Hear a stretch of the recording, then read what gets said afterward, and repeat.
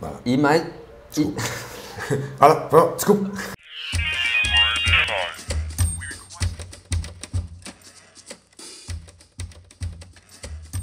Bem-vindos ao Mosh News. Mais competente do que a Confederação Brasileira de Surf. You're so dumb. You are really dumb. For real. Bom, o assunto da semana foi um só, né? A pataquada da CB Surf, a Confederação Brasileira de Surf, que não conseguiu enviar a delegação brasileira ao ISA Surf Games, que tá rolando no Japão nesse momento, cara. Brother, inacreditável isso, velho. Justamente na sede das Olimpíadas de 2020 ali, todo mundo olhando, como que o país do surf não tem uma equipe nesse mundial de surf amador, cara? A CB Surf atrasou a sua prestação de contas junto ao COB, o Comitê Olímpico Brasileiro, e por isso a verba para viagem não foi liberada pelo COB. Mas até aí ainda dava pra ir pro evento, né? Porque o COB se disponibilizou para fazer os arranjos necessários ali pra viagem rolar, enquanto a CB Surf estava impossibilitada de receber recursos. Só que os executivos da CB Surf recusaram essa ajuda do COB, eles preferiam esperar a liberação da verba e eles mesmos organizarem e pagarem pela viagem. Só que, quando a verba saiu na semana passada, depois da CB Surf finalmente fazer a prestação de contas, já era tarde demais, né? Isso porque há poucos dias da viagem só havia passagens ou pela Europa de primeira classe, o que não é permitido... Pela lei lá. Não é permitido com verba pública. Você não pode mandar ninguém de primeira classe com verba pública. Ou passando pelos Estados Unidos, onde é necessário um visto, mesmo um visto de trânsito. E a equipe feminina não tinha os vistos, e a CB Surf era responsável por arrumar esses vistos, né? Eles não fizeram isso. No fim da história, a CBS cancelou a viagem, alegando que sem poder prestar conta desses gastos, acabaria prejudicando a equipe nas Olimpíadas. É uma comédia de erro, né? E seria engraçado se não fosse trágico. Mano, é no mínimo um caso gritante de incompetência, né? Como já era de esperar, a galera ficou revoltada com a CB Surf e vários atletas, filipinho, mineiro inclusive. Ítalo. Isso, exato. Vários tops do Brasil pediram a renovação da entidade. A galera até criou um abaixo-assinado, né? Pedindo isso, que já tá com praticamente 8.000 assinaturas. E se vocês quiserem assinar, a gente vai botar o link aí na descrição do vídeo. Tias, mas eu não sei se vai surtir efeito esse abaixo-assinado. O presidente Adalvo Argolo tem contrato até 2020, que é o ano de Olimpíada. Difícil os caras largar o osso, velho. E o vice, o Guilherme Polastri Gomes da Silva, ele jogou a merda no ventilador e tirou dele da reta, né? Ele disse que se afastou das decisões por não concordar com a gestão do Adalvo.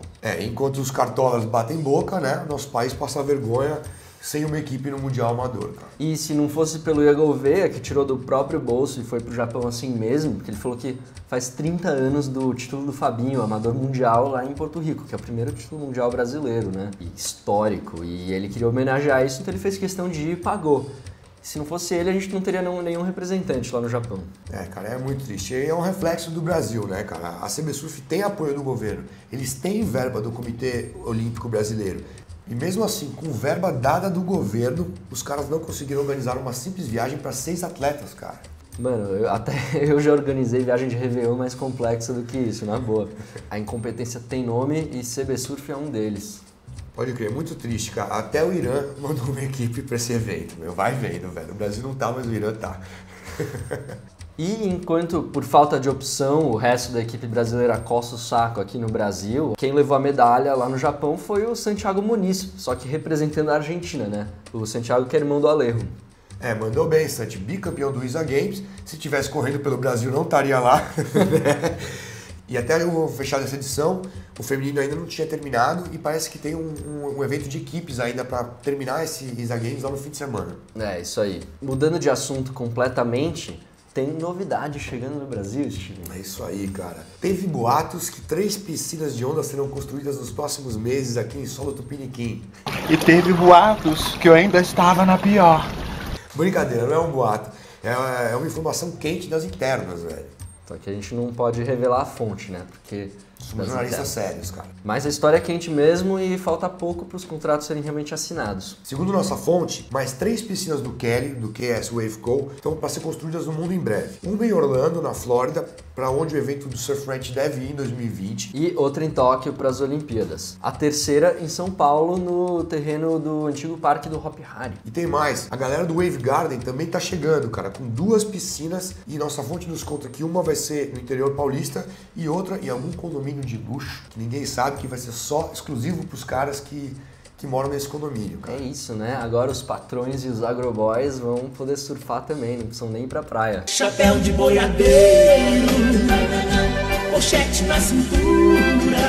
Aí eu vi vantagem, mano. Nada contra agroboys. Tenho até amigos que são. Mas música alta na praia, meu, ainda por cima sertanejo, velho. Puta, não rola, velho. E mais uma vez a gente noticia um ataque de tubarão, né? Mortal, cara. Felizmente, mano, tá virando rotina essa notícia, né, cara? Dessa vez o ataque foi em Newcomb Hollow Beach, Massachusetts, perto de Boston. Nos Estados Unidos. A vítima foi um bodyboarder brasileiro, mano. O capixaba Arthur Médici, de 26 anos, que morava em Boston e estudava engenharia lá. Foda, mano. Foi o primeiro ataque em 80 anos na região. O Arthur foi mordido nas pernas e não resistiu aos ferimentos, cara. Buscas não encontraram o tubarão até agora e as autoridades locais não sabem dizer qual espécie mordeu o Arthur. Lá não é uma região notória por muito tubarão e tal, né? É pra norte de Nova York, cara. Bom, nossos sentimentos à família e à noiva do Arthur, né? E outra notícia ruim, vinda dos Estados Unidos, né? A San Onofre Power Plant, aquela famosa usina de lixo nuclear lá em Trestles, pode estar vazando. O local foi a usina na miúda, né, meio escondido, com um medidor de radiação. E as leituras acusaram níveis 40 vezes maiores do que o permitido e o cara explanou essa notícia, né, cara? Cara, essa notícia vem um mês depois de um quase acidente acontecer lá também, no mesmo lugar. E segundo os empregados da usina, no dia 3 de agosto, por muito pouco, não teve um acidente nuclear. Mano, imagina essa porra, velho, um Chernobyl em plena São Clemente, velho. A gente brinca e tal, mas pensa bem, cara. Pensa bem, algo assim na Califórnia, o estado mais populoso dos Estados Unidos, ainda na área mais populosa da Califórnia, seria um desastre sem precedente, assim, gigantesco. Realmente, é difícil imaginar o que aconteceria com Los Angeles ou San Diego com um acidente nuclear, né? A gente até colocar um meme aqui, mas, mano, a parada, a gente desistiu porque a parada é séria mesmo. E parece que ninguém fala ou faz nada nesses assuntos, até dá merda, né? Tipo Fukushima no Japão, né? Tipo, todo mundo esqueceu, mas o negócio tá vazando lá até agora, velho. É bizarro. Mas pra não terminar só na tragédia, né, que essa edição tá foda, tá rolando o campeonato Masters lá nos Açores. Só legend na água, né? Simon Anderson, Sunny Garcia, Fábio Gouveia, meu, Tom Curren com as pranchas mais loucas que você já viu. E o Júlio Adler, nosso colunista sênior e correspondente nacional e internacional, ele tá lá mandando os stories pra gente, dando uma reportada de lá.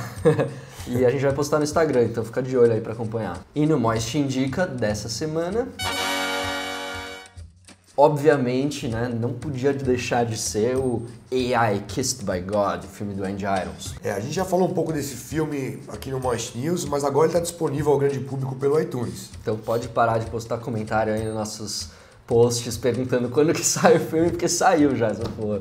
O documentário conta a história do havaiano Andy Irons, né, da vida e da morte dele, que foi tricampeão mundial, teve uma morte super polêmica e uma das figuras mais importantes do surf contemporâneo, ou quase contemporâneo. Certeza, uma das maiores lendas do surf mundial. O legal é que o documentário conta com altas imagens de arquivo inéditas, que nunca antes vistas, depoimentos e revelações bombásticas, assim, a galera fala real mesmo e você fica assim, nossa, não acredita. Trata o abuso de drogas do Andy de uma maneira verdadeira, né? Então, cara, realmente vale a pena, velho. Só tem um porém, né, que com o dólar do jeito que tá, fica um pouco caro para os brasileiros comprarem ele no iTunes. Junta uma galera, faz uma vaquinha e assiste na sua casa, meu, vale a pena mesmo. E com isso a gente chega no final desse Moist News. É isso aí, segue a gente nas mídias sociais, no YouTube. Instagram, porra toda. É isso aí. E até a próxima. Valeu!